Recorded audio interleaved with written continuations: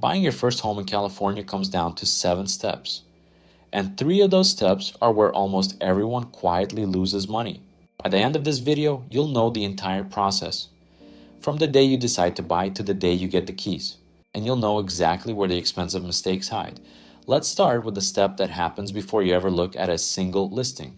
Step 1 is getting your finances honest before you fall in love with anything. 3 numbers decide what you can buy: your credit score, your debt-to-income ratio, and your cash on hand.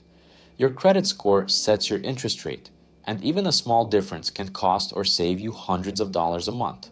Your debt-to-income ratio is every monthly debt payment divided by your income, and most lenders want it under about 43%.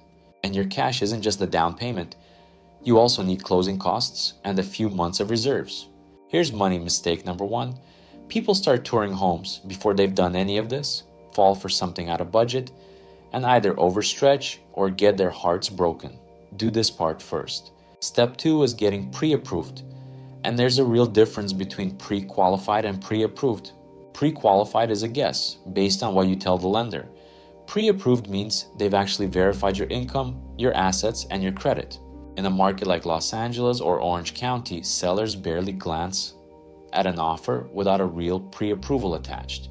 Your pre-approval also tells you your true price ceiling, including the property taxes, insurance, and Mello-Roos that the online calculators leave out.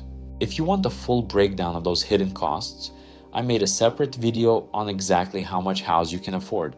It's linked below. Step 3 is choosing your team, your agent, and your lender.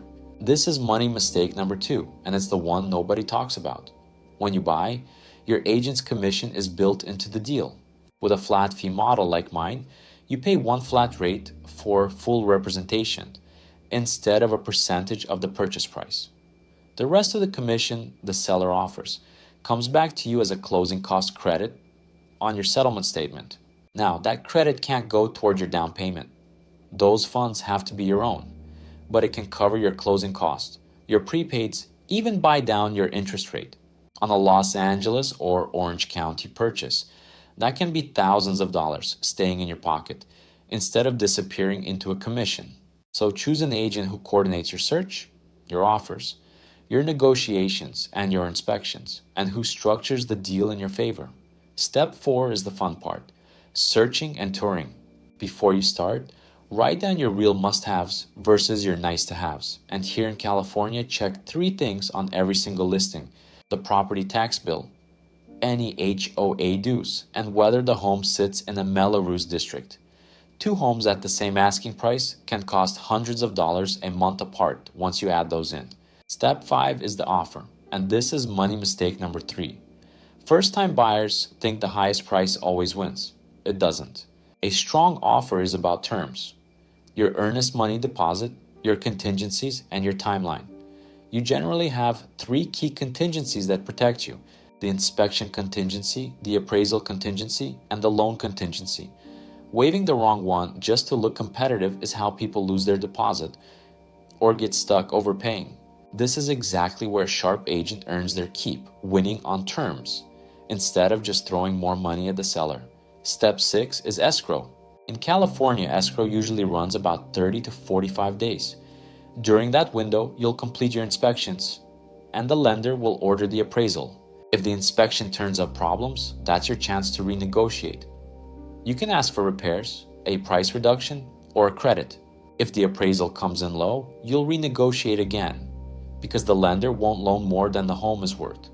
This whole stretch exists to protect you, and it's where having someone in your corner matters most. Step 7 is closing, the finish line.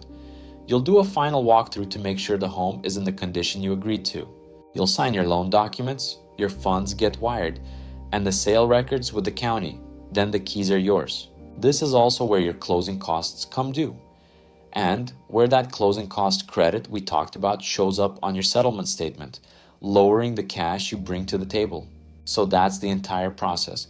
7 steps, and the 3 spots where the money quietly hides. I put all of it into a free first-time buyer's guide with a checklist for every step and every hidden cost we covered. The link is in the description, and it's pinned in the top comment. Download it and you'll walk into this knowing more than most people who've already bought a home. I'm Roman.